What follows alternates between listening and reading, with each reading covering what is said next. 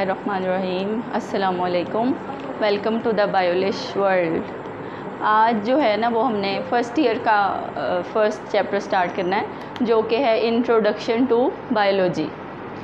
Introduction में हम biology के कुछ मेन पॉइंट्स को एक्सप्लेन करेंगे, जिसमें सबसे पहली बात जो है वो डेफिनेशन है बायोलॉजी की।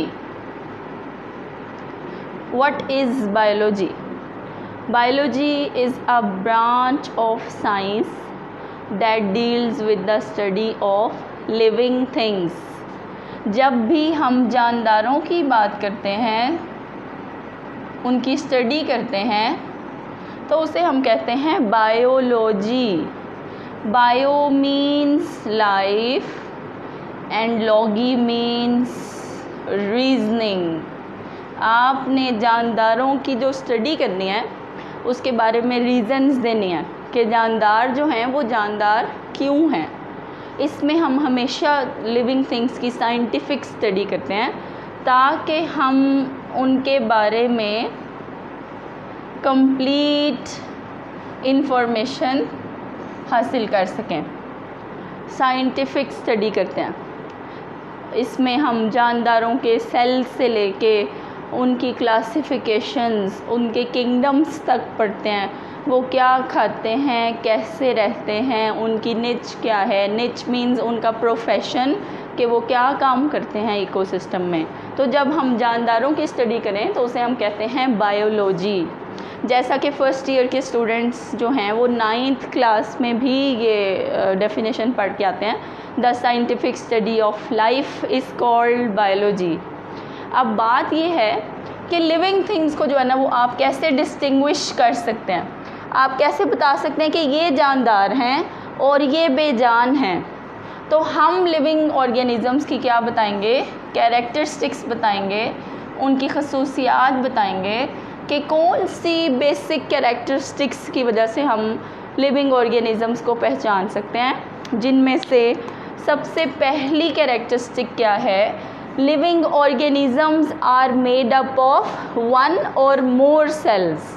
जानदार जो हैं वो हमेशा एक या ज़्यादा सेल से मिलके बने होते हैं। एक सेल से होंगे तो यूनिसेलुलर, और ज़्यादा सेल से मिलके बने होंगे तो मल्टी सेलुलर। तो सबसे पहली कैरेक्टरिस्टिक जो कि लिविंग ऑर्गेनिज़म्स को डिस्टिंग्विश करती है from the non living organisms, वो है जी, they are made of one or more cells. Number 2, they have genetic program. उनके पास genetic makeup होता है हमेशा। They have genetic program means DNA and RNA. genetic material कौन सा है, DNA एंड RNA, जिसमें आपकी बॉडी की सारी इंफॉर्मेशंस देने की एबिलिटी है। DNA ही आपकी बॉडी के सेल्स का बॉस है, वो ही सारे काम करने की इंफॉर्मेशन देता है। तो जिस ऑर्गेनिज़म के पास जो है वो DNA होगा वो क्या होंगे, लिविंग ऑर्गेनिज़म्स होंगे। अब देखें हमारे पास ना, आपने 9th क्लास में ये स्टडी किया होगा कि वायरसेस मौजूद हैं। Virus, they are at borderline between living organisms and non-living organisms. non-living organisms नहीं कहेंगे, non-living things। अक्सर जो है वो बच्चे ये वर्ड यूज़ कर लेते हैं। नॉन लिविंग थिंग्स है ये एग्जैक्ट वर्ड। तो बॉर्डर लाइन है जी, ना वो जानदारों में हैं ना वो बेजान में हैं, वो इन दोनों की बॉर्डर लाइन पे मौजूद है वायरस। उसे हम जानदार कंसीडर क्यों करते हैं, क्योंकि उसमें डीएनए या आरएनए पाया जाता है। That's why virus is considered as living, समझा जाता है लिविंग, क्योंकि वो लिविंग ऑर्गेनिजम्स के ऊपर आके लिविंग हो जाता है। और अगर आप उसे बेजान चीज़ पे रखेंगे तो वो कुछ भी नहीं कर सकता, बिकॉज उसके पास मेटाबॉलिक मशीनरी नहीं है, उसके पास काम करने के लिए कोई चीज़ नहीं है। और अगर आप जो हैं उसे किसी बेजान चीज़ पे रखेंगे तो वो क्रिस्टलाइज हो जाएगा, बिल्कुल बेजान हो जाएगा। तो वायरसेस जो हैं इसीलिए किसी किंगडम में नहीं आते और हम इन्हें लिविंग ऑर्गेनिजम्स नहीं कहते। समझते हैं अगर आप उन्हें लिविंग ऑर्गेनिजम्स प्रोवाइड करोगे तो वो उसके ऊपर जो है वो काम करना शुरू कर देंगे। नंबर थर्ड कैरेक्टरिस्टिक जो है वो हमारे पास कौन सी है? They can acquire and use energy.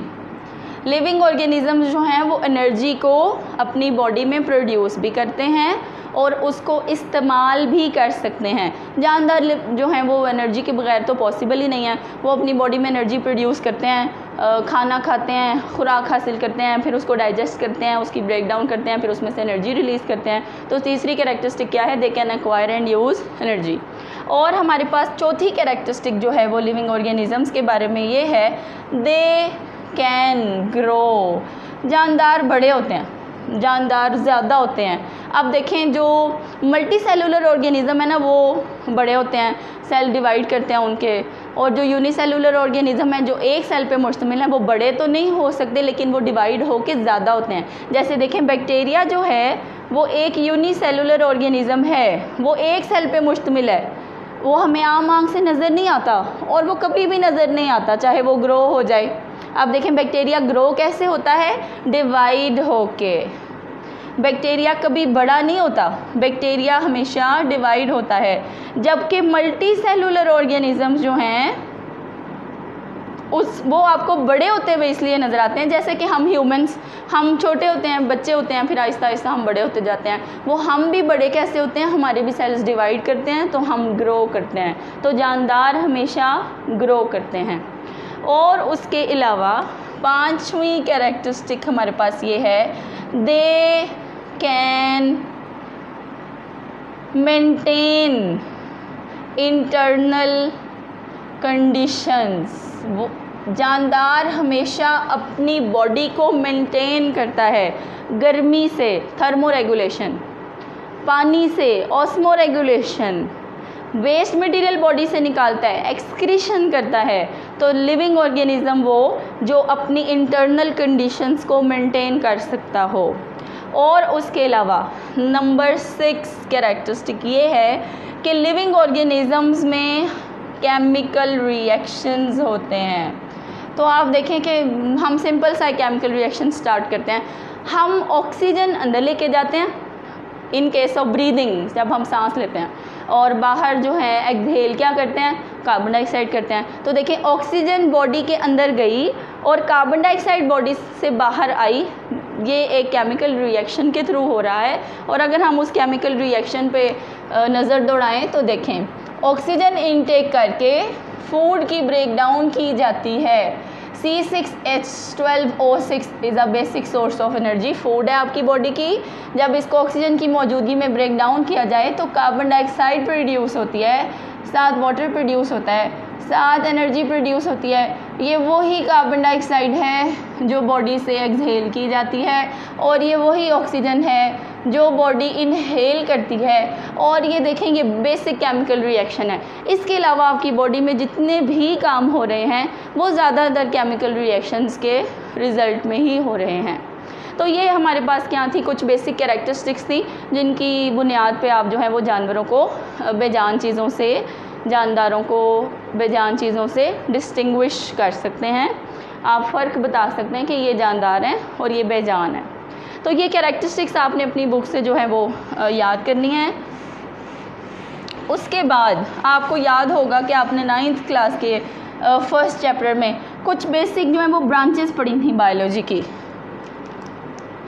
जिसमें सबसे पहली जो है ना वो ब्रांचेस में से सबसे पहली ब्रांच जो थी वो थी मॉर्फोलॉजी। मॉर्फोलॉजी को कहते हैं जी हम किसी भी ऑर्गेनिज़म की एक्सटर्नल स्ट्रक्चर्स की स्टडी करना कि वो बाहर से कैसा है।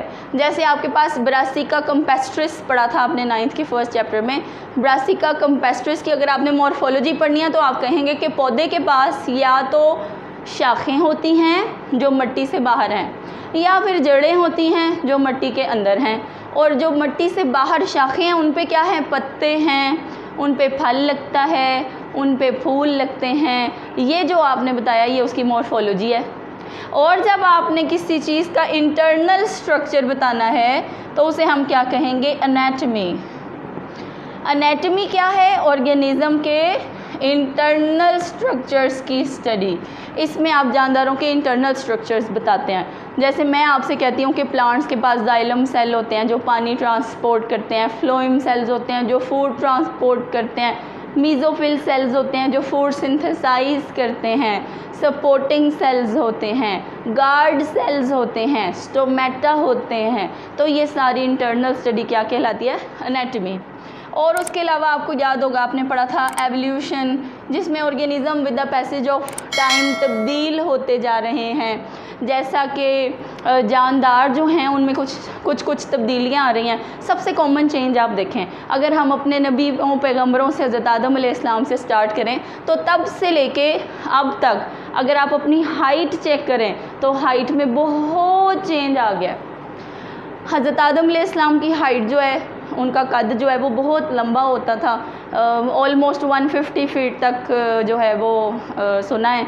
और अब आप देखें Aahista Aahista with the passage of time next generation में जो हाइट जो है वो थोड़ी थोड़ी क्या होती जा रही है, कम होती जा रही है। और ये क्यों हो रही है, क्योंकि हमारा एनवायरनमेंट चेंज हो रहा है और हमने अपने एनवायरनमेंट के मुताबिक अपनी बॉडी को क्या कर लिया है, चेंज कर लिया है। जब हम ये सारी चीज़ें पढ़ते हैं तो उसे क्या कहते हैं, एवोल्यूशन कहते हैं। और एवोल्यूशन को पढ़ने के लिए जिस ब्रांच को यूज़ किया जाता है वो है palaeontology. Palaeontology is a study of fossils. यही तो हैं वो ऑर्गेनिज़म जो हमें ज़मीन में हज़ारों सालों पहले के दफन हुए हुए जो हैं वो एक्सटिंक्ट्स मिलते हैं इनके, हमें इनकी बाकियात मिलती हैं, जो हड्डियाँ रह गई होती हैं या कोई वेस्ट मटेरियल रह गया होता है या कोई चीज़, कोई बाल रह गया होता है। फिर हम उसकी डीएनए स्टडी करके ये पता करवाते हैं कि ये कितना पुराना है, और फिर उसको आजकल के ऑर्गेनिज़म्स के साथ कंपेयर करते हैं तो हमें पता चलता है कि ऑर्गेनिज़म्स में क्या आया है, चेंज, एवोल्यूशन हुई है। किसके थ्रू स्टडी किया, पैलेंटोलॉजी के थ्रू। पैलेंटोलॉजी क्या है, स्टडी ऑफ फॉसिल्स। और फॉसिल्स क्या हैं, वो ऑर्गेनिज़म्स की बाकियात जो आज से हज़ारों साल पहले ज़मीन में दफन हो चुके हैं। और उसके अलावा आपने पढ़ी होंगी जी ब्रांच जेनेटिक्स पढ़ी होगी, जिसमें हम जीन्स को स्टडी करते हैं। जीन्स जो हैं वो वालिदैन से आगे अपनी अगली नस्लों में कैरेक्टरिस्टिक्स लेके जाती हैं, उन्हें हम जीन्स कहते हैं। और विरासत को पढ़ना क्या कहलाता है, जेनेटिक्स कहलाता है। बिल्कुल इसी तरह आपने स्टडी की होगी फिजियोलॉजी, जिसमें हम फिज़िकल ऑर्गन्स के बारे में पढ़ते हैं। जैसे हमारी 4 आर्म की जो मूवमेंट है, इसको हम फिज़िक्स के लिवर के प्रिंसिपल के साथ रिजेंबल करते हैं। मतलब आपने जानदारों में फ़िज़िक्स ढूंढनी है। अब आप देखें, आपकी आँख देख सकती है, आपकी आँख में कॉन्वेक्स लेंस है, और वो कॉन्वेक्स लेंस हम फिज़िक्स में स्टडी करते हैं। तो जब हम जानदारों के अंदर फिज़िकल फिनोमिना पढ़ते हैं, जैसे लाइट हमारी आँख से रिफ्रैक्ट हो के अंदर जाती है, हमारे कॉन्वेक्स लेंस से रिफ्रैक्ट हो के अंदर जाती है, तो ये मैकेनिज़्म भी फ़िज़िक्स से लिया गया है। इसी तरह हमारी बॉडी के बहुत सारे मैकेनिज़्म, सुनना साउंड फ़िज़िक्स है, वर्क काम करना फ़िज़िक्स है। तो जब हम जानदारों में फ़िज़िक्स पढ़ें तो उसे हम फिजियोलॉजी कहते हैं। और उसके अलावा जो है हमने कुछ ब्रांचेस इस तरह की भी पढ़ी हैं, ज़ू, जियोग्राफ़ी। ज़ू का मतलब होता है एनिमल्स, और जियो का मतलब होता है अर्थ, और ग्राफी का क्या मतलब होता है, distribution.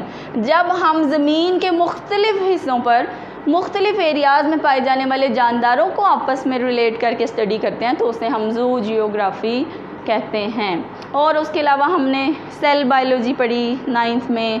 Cell biology is the study of cell. Cell हमारे पास दो तरह के हैं, प्रोकैरियोटिक, यूकैरियोटिक। फिर उसके बाद उनकी ऑर्गेनाइजेशंस दो तरह की हैं, यूनिसेलुलर, कॉलोनियल, मल्टी सेलुलर। और सेल डिवाइड कैसे करता है, माइटोसिस करके, मियोसिस करके। तो ये सारी जो हैं वो बेसिक ब्रांचेस हैं जो आप 9th क्लास में स्टडी कर चुके हैं। इससे नेक्स्ट लेक्चर में इंशाअल्लाह ताला हम वो ब्रांचेस पढ़ेंगे जो आपकी फर्स्ट ईयर की बुक में हैं, जो 9th क्लास से डिफरेंट हैं। ये आज का जो लेक्चर था ये एक्चुअली रिवीजन लेक्चर था, जिसमें हमने इंट्रोडक्शन करवाया बायोलॉजी का और जानदारों की कैरेक्टरिस्टिक्स पढ़ी, और उसके अलावा हमने कुछ ब्रांचेस रिकॉल की हैं from the book of 9th class. So please आप और लेक्चर्स के लिए चैनल को सब्सक्राइब करें। और अगर आप बच्चे जो हैं वो बुक से देखना चाहते हैं तो आप बुक का फर्स्ट पेज ओपन करें। बुक के फर्स्ट पेज पर फर्स्ट पैराग्राफ पर बायोलॉजी की डेफिनेशन है।